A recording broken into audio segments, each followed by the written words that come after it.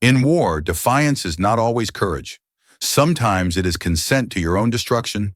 A story circulates in World War II literature and online forums. A German commander, facing General George S. Patton's Third Army, refuses to surrender. According to various retellings, he declares something to the effect of, "You will have to kill me." Patton in these accounts accepts this statement as literal permission. He orders an overwhelming assault. The position is destroyed. The story is compelling. It is also not confirmed by primary sources. No official after-action report from Third Army operations contains this exact exchange. No verified letter from Patton references it. No German military document corroborates the quote. What we have instead are post-war recollections, second-hand accounts, and variations that differ in location, timing, and wording. This does not mean the story is entirely false. It means we must separate what is documented from what is anecdotal. And we must ask, why does this story persist? What does it reveal about Patton's actual operational methods? And what does it teach us about the function of ultimatums in warfare? George S. Patton did not fight wars to minimize enemy casualties. He fought to end resistance as quickly as possible. This distinction is critical. Patton's military philosophy, articulated in his writings and orders throughout the European campaign, rested on three principles. First, speed saves lives. Hesitation prolongs war. Prolonged war kills more soldiers on both sides and inflicts greater suffering on civilians. Therefore, rapid movement and decisive action are not cruelty, they are efficiency. Second, overwhelming force applied immediately is less costly than incremental escalation. If an enemy position can be destroyed in one concentrated attack, it should be. Gradual pressure allows the enemy to adapt, reinforce, and inflict casualties over time. Third, the enemy must always understand that resistance will be met with total commitment. Half measures invite defiance. Total commitment discourages it. These were not abstract theories. They were encoded in Third Army standard operating procedures during the drive across France and into Germany in 1944 and 1945. Multiple documented instances exist of Patton's forces issuing surrender demands to fortified German positions. These demands were not extended negotiations. They were brief opportunities. When refused, the response was immediate and disproportionate. Artillery barrages, airstrikes, armor and infantry assaults coordinated to overwhelm defensive positions in the shortest possible time. Staff officers who served under Patton describe this pattern in memoirs and interviews conducted decades later. The language varies, but the sequence is consistent. Demand surrender, set a time limit. If defiance occurs, escalate without hesitation. Patton himself wrote about this approach. In letters to his wife and in communications with subordinate commanders, he emphasized that delay was the enemy's ally. Speed was his. He believed that an enemy allowed to dig in, to organize, to call for reinforcements, would cost American lives unnecessarily. This is what is documented: a clear operational philosophy, a consistent pattern of behavior, a refusal to accept stalemate or protracted siege warfare when rapid assault was feasible. What is not documented is a single iconic exchange that perfectly encapsulates this philosophy in one dramatic moment. Legends emerge when reality is too complex for easy retelling. Patton's career generated countless such stories. Some are verified. Others are amalgamations. Many are exaggerations rooted in real events but simplified for dramatic effect.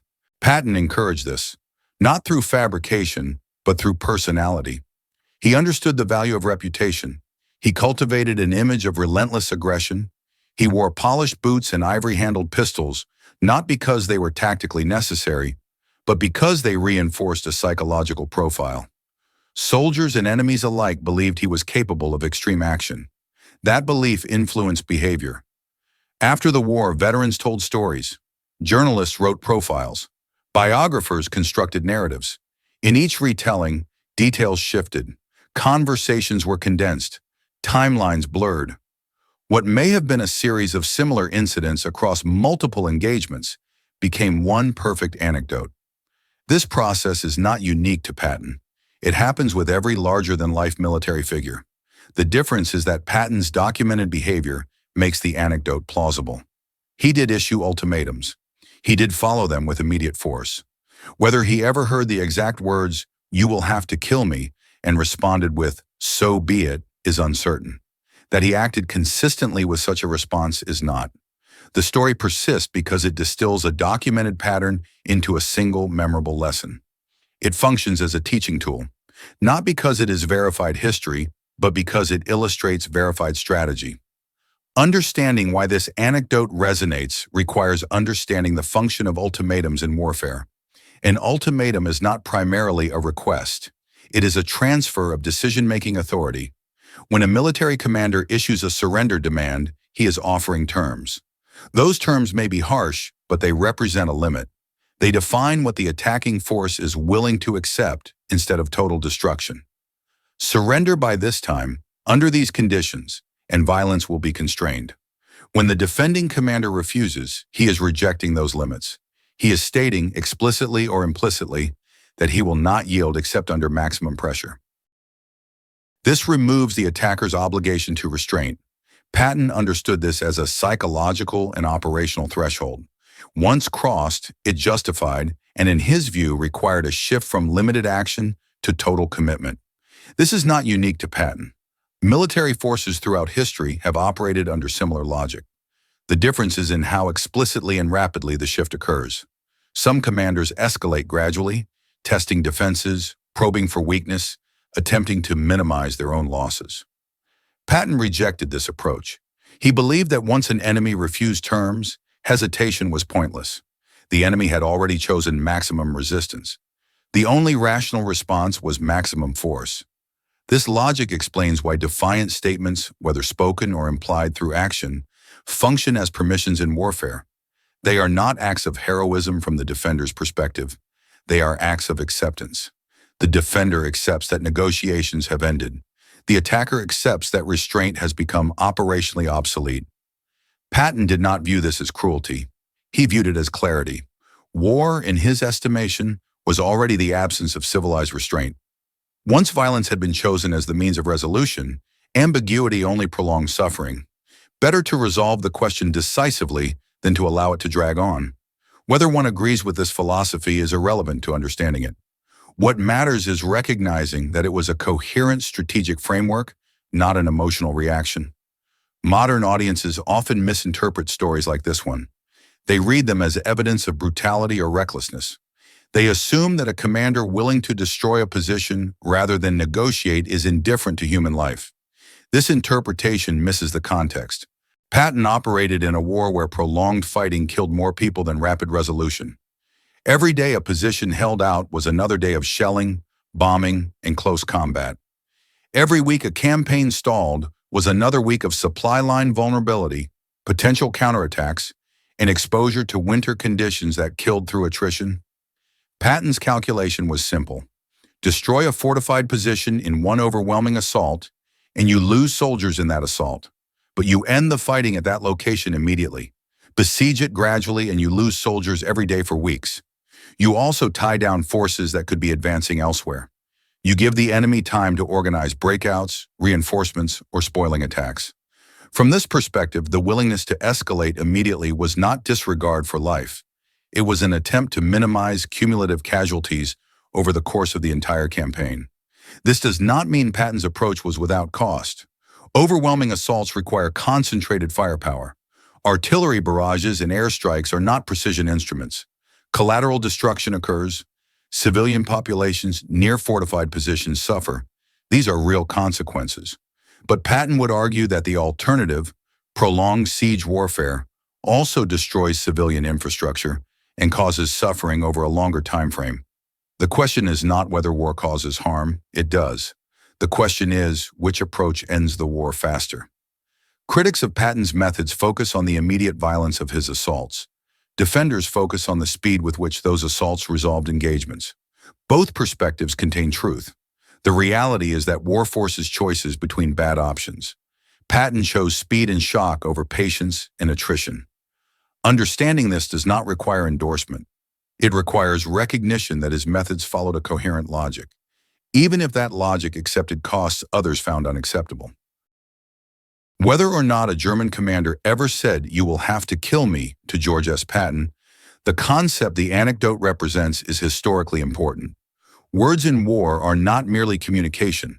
They are acts. A refusal to surrender is not just a statement of intent. It is a tactical decision with strategic consequences. It signals to the attacker that further restraint will not achieve results. It removes the conditions under which limited force might suffice. This dynamic applies beyond Patton and beyond World War II. Throughout military history, ultimatums function as decision points. They clarify the boundaries of negotiation. Once those boundaries are rejected, the nature of the engagement changes. Commanders who issue ultimatums must be prepared to follow through. Otherwise, the ultimatum is meaningless. It becomes a bluff, and bluffs that are called undermine future credibility. Commanders who refuse ultimatums must understand that they are accepting escalation. They are choosing to resolve the encounter through maximum violence rather than terms. This may be the correct choice under certain circumstances. It may be the only choice available when terms are unacceptable, but it is never without consequence. Patton's legacy includes this understanding.